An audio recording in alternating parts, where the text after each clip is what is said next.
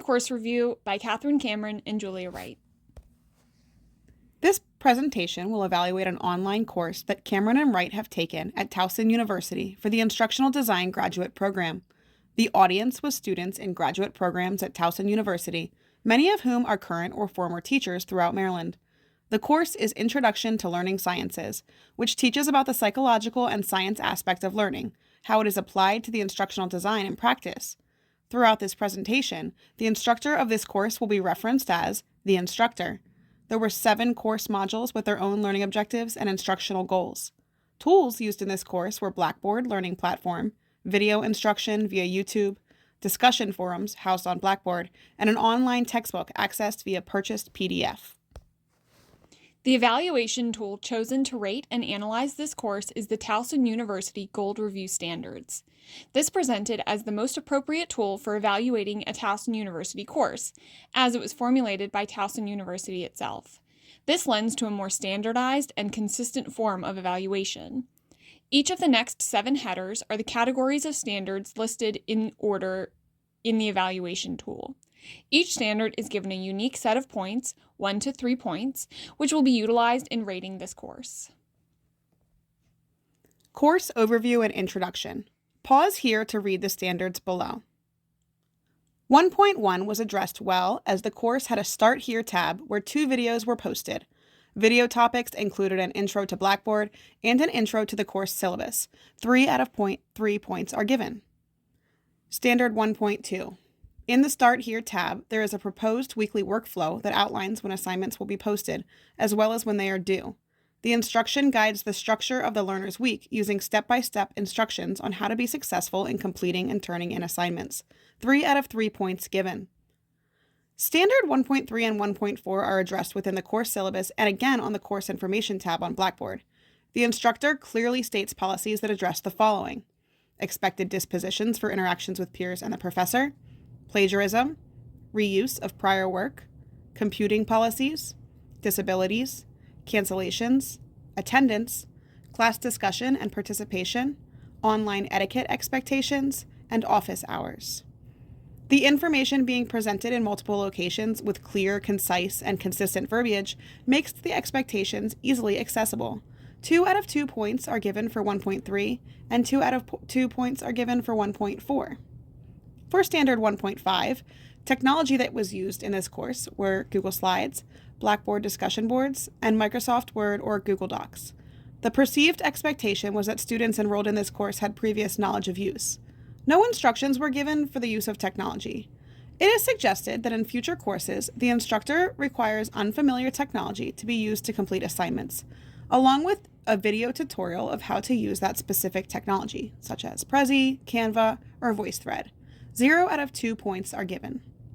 Addressing Standard 1.8, there is an intro PowerPoint and video where the instructor introduces themselves and provides contact information. This video is accessible in multiple ways on the Instructor Information tab on Blackboard. 1 out of 1 points given. 1.9. Students were instructed to introduce themselves using a discussion forum thread on Blackboard. The instructor gave a specific list of questions for students to answer. Students were also instructed to respond to peers' posts. 1 out of 1 points given. Learning objectives, competencies. 2.1. The course objective is stated in the syllabus and the Course Information tab on Blackboard. Expectations of what the student will be able to accomplish are clear and measurable as it details the students will be able to match educational psychology theories with various stated objectives. 3 out of 3 points given. 2.2. The learning objectives were attached to every assignment and made available in the syllabus. Rubrics with clear and measurable outcomes were given with each assignment as well. 3 out of 3 points given. 2.3. Each course module contains a set of objectives written from the learner's perspective of what they are to accomplish by the end of the module, using wording such as, "you will be able to." 3 out of 3 points given. 2.4. Within each course module, explanations are provided of how the activity is connected to the objective. Objectives are given, and then statements of how to demonstrate understanding through a concrete activity using direct instructions and a rubric are provided. 3 out of 3 points given. 2.5. Objectives match the standards listed in the syllabus for a graduate level course, making it suited to this level of course. 3 out of 3 points given. Assessment and measurement. 3.1. As a fully online asynchronous course, traditional assessments were not utilized. However, learning objectives were assessed through a variety of assignments. The first sentence of the final project description stated the primary objective of the course, then goes on to connect the assignment directions to this objective. 3 out of 3 points given. 3.2. The grading policy is stated and described in the course syllabus as well as the course information tab on Blackboard. 3 out of 3 points given. 3.3. A breakdown of grades given for research papers, participation, final presentation, and final project is given along with detailed rubrics for each assignment. Each of the rubrics align with the aforementioned grading policy. 3 out of 3 points given. 3.4. While the assessment instructions were sequenced and suited to the learner work being assessed, there was a lack of variety in formats of assessment. The only flexibility for the learner was in the final project presentation, which included PowerPoint, YouTube videos, or graphics. It is suggested that for each paper assigned, students are given the freedom to express their ideas and thoughts using various media, such as PowerPoint, Prezi, VoiceThread, or infographic. 1 out of 2 points given. 3.5. The tab My Grades on Blackboard houses all of the course assignment grades. However, the instructor did not keep a timely schedule for inputting grades, which hindered student ability to track their learning progress. It is suggested that the instructor give timely feedback on all assignments to allow students to learn and reflect on their learning. Students gain a sense of control and can take on greater responsibility for their own learning if they know how well they are doing compared with an established set of criteria. Simonson et al., 2019. 1 out of 2 points given. Instructional materials. 4.1. The required textbook was utilized frequently and effectively to enhance the achieved learning outcomes. In this textbook, the theorists online in the course objective were consistently referenced. 3 out of 3 points given. 4.2. The instructor specified how and when to use specific portions of the textbook as it related to each objective and assignment.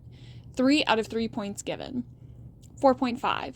This course lacked a variety of instructional materials as only one textbook was required. No additional readings were required for assignments. It is suggested that the instructor utilizes articles easily accessible, free of cost to Towson students through the Cook Library website. The instructor can develop supporting materials to individualize instruction, varying the presentation of materials to match different learning styles.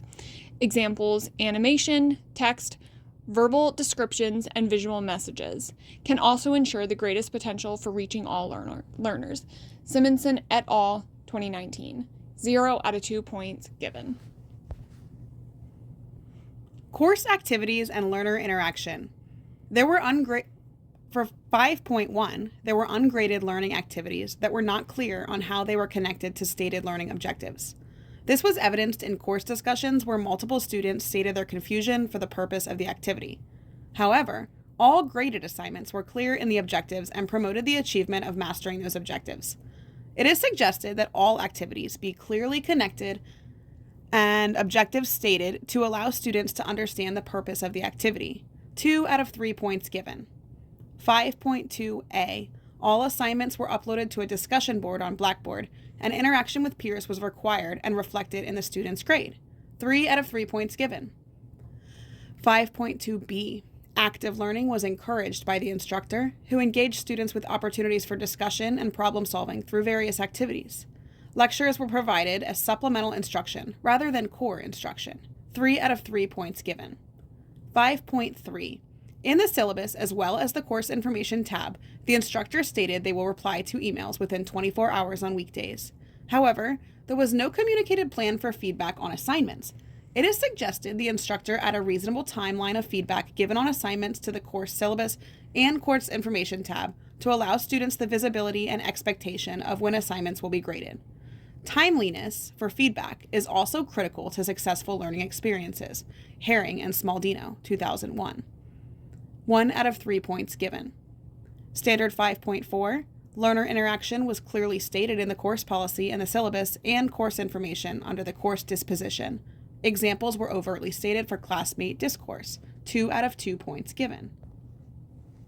Course technology. 6.1. The tools used were Blackboard as the learning platform, YouTube videos as professor lectures, and PowerPoint, an alternative in lecture format.